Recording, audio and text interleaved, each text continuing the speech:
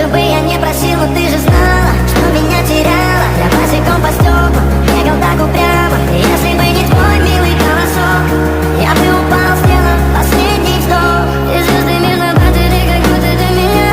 Я каждый раз загадывал тебя не потерять, но больше не могу, я просто мучаю себя. Теперь ты пожалел меня. В камине в 6 утра фотография твоя.